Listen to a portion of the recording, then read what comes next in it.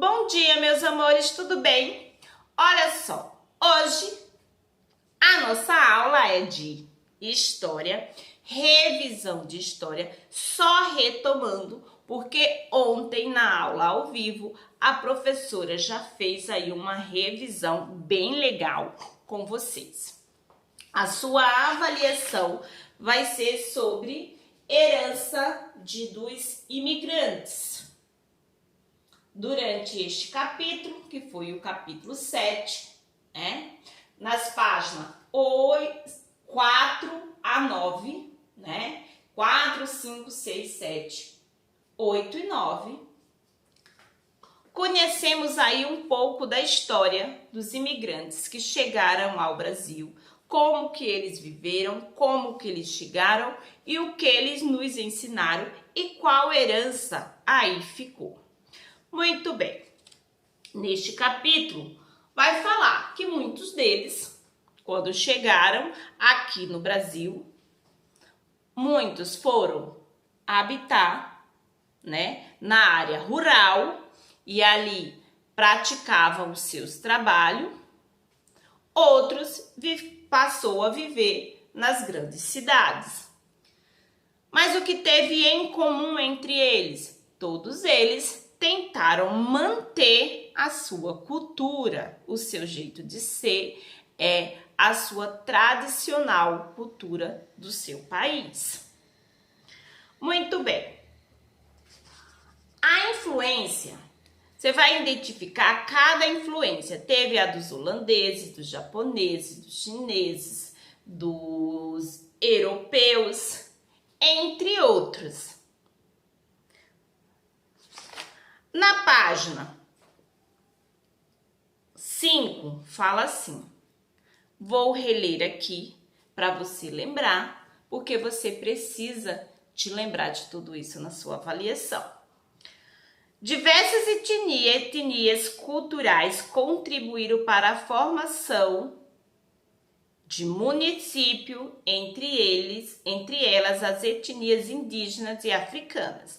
Não podemos esquecer que além da cultura dos imigrantes que contribuíram muito para a formação dos municípios, para a formação do país, né? Não podemos esquecer que uma boa parte dessa contribuição é dos indígenas que aqui já viviam e dos africanos que vieram para o Brasil e foram escravizados e até hoje ainda sofre os seus preconceitos. Muito bem. Depois vieram os imigrantes. Os imigrantes que vieram para o Brasil também contribuíram muito, mas também lucraram muito. Muitos deles trouxeram aqui seu jeito de trabalho, seu jeito de trabalho, sua cultura, e aqui eles formavam o que? Suas colônias, que eram suas comunidades, onde eles passavam a viver, e dali em diante ele começava a praticar os seus trabalhos, seus conhecimentos do seu país. E assim foram vivendo aqui e também ensinando a outras pessoas o seu jeito de ser e também aprendendo. A palavra imigrante é a palavra usada para identificar pessoas que deixam o país de origem e vêm morar em outro país. Isso eu já falei para vocês. Essas pessoas são imigrantes em seus novos locais de moradia, por isso que se chama imigrante. Exemplo, ele deixou lá a Itália e veio para o Brasil. Aqui no Brasil eles são imigrantes, certo? Tudo bem até aqui? Agora, outra informação. No Brasil, esses imigrantes, quando chegavam, tinha que se deslocar, né, até os setores públicos, para se identificar. Isso, para se identificar. Então, eles chegavam lá, apresentavam seus documentos de toda a sua família, tirava uma foto e apresentava este documento aqui que ficava registrado como eles estavam no Brasil como imigrante. Cada um, a partir desse momento, poderia viver no Brasil, mas esta regra não poderia deixar de ser feita. Eles teriam primeiro que passar por esse local onde se apresentava seus documentos, fazia um novo documento com a foto de toda a sua família, e ali se sabia que aqui no Brasil tinha aquela família de imigrantes, né? Sendo eles japoneses, sendo eles italianos, sendo eles chineses, sendo eles holandeses, sendo eles sírios, sendo eles portugueses, e assim seria a forma de documentar esse pessoal que chegava. Conforme já mencionado, vários desses imigrantes, quando ia chegar, formavam vilas e colônias, chamadas de colônias de imigrantes. Nesses locais, construía suas casas, trabalhava e interagia com outros colonos. Muito bem. Mas, com o passar do tempo, né, muitas comunidades e cidades desses estados foram influenciados pela originação e os elementos culturais japoneses. Exemplo, Disse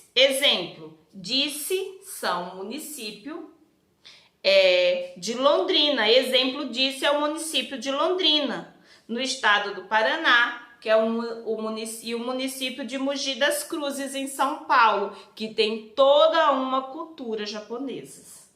Então, o que quis dizer?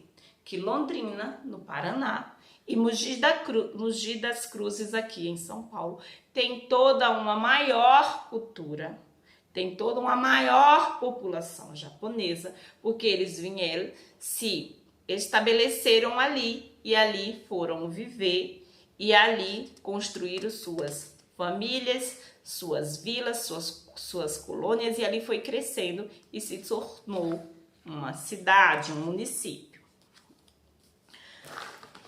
Agora que já retomamos tudo isso, a professora quer relembrar a vocês que uma cultura, um ensinamento muito forte que os japoneses deixaram aqui no Brasil foi: esses imigrantes trouxeram para o Brasil muitas atividades que já praticavam lá no seu país, né, no Japão, de origem, como as artes marciais, né, o judô e o karatê. Então, esses ensinamentos, essa cultura foi trazida pelos japoneses. Já os holandeses, eles chegaram ao Brasil, né, e deixou aí como herança, né, porque ele se preocupou, ele foi trabalhar com a produção de alimentos derivados do leite, tipo queijo, a nata, o queijo, a nata, a manteiga e tudo que é derivado do leite. Isso foi um ensinamento, uma herança deixada pelos holandeses. Com isso, o que os holandeses fizeram? Olha, se a gente precisa de tanto leite para fazer nata, para fazer manteiga, para fazer queijo, a gente precisa criar gado. E aí incentivou a pecuária, a criação de gado para a produção do leite, para poder fazer aí o queijo, a manteiga e a nata. Então, foram os holandeses que fizeram toda esse ensinamento aí, que deixou toda a herança para nós. Já os italianos, quais era o hábito deles? Eles vieram para o Brasil E onde eles melhor se estabeleceram? Na zona rural. Lá eles faziam plantio. Plantava determinados alimentos, não importava qual, né? E depois, quando terminava a colheita, ou no final do dia, eles festejavam, faziam grandes festas. Começaram também a plantar a uva, porque lá no país deles, eles já tinham o hábito de plantar uva, colhia a uva para fazer o vinho, para fazer suco de uva e entre outras coisas derivadas aí da uva. Então, quando terminava a colheita, o que eles faziam? Taran, taran, festa. Então, os italianos sempre foram festeiros e ele deixou aí essa cultura que no final da colheita se dá uma festa para se comemorar, principalmente a festa da uva, porque foram eles que começaram a plantar uva no Brasil. Não esquece, quero 4 de 4, porque eu sei que você é inteligente. Uma outra informação muito importante, que a professora também falou, que você vai completar essa frase aí, é você não esquecer que além dos indígenas, eu já li antes, hoje aqui na videoaula, esta frase, que além dos indígenas e africanos, os povos europeus e asiáticos também contribuíram para a formação da cultura. Então, não esquece disso, que além dos europeus, tá? Os indígenas e africanos contribuíram muito para a formação da cultura, para a formação da cultura brasileira. Quando chegavam aos seus países de origem, formavam comunidades chamadas de colônias. Não esquecem disso, que as comunidades, aquelas pequenos locais ali onde eles construíam suas casas, se chamava de colônias. Lá realizava trabalhos e conviviam com outros colonos e mantia a sua tradição, tá? Não esquece desta informação, que toda vez que eles ali se juntavam, né? Mas eles não esqueciam de manter a tradição familiar deles. No mais, é algo que temos na sua avaliação. Outras informações, você precisa ir ler as imagens e fazer a sua avaliação tranquilamente, tudo bem? Por hoje é só. Faz a sua avaliação, fica tranquilo e mais tarde teremos nossa aula ao vivo. Um beijo grande para você, fica em paz, fica tranquilo e fica com Deus.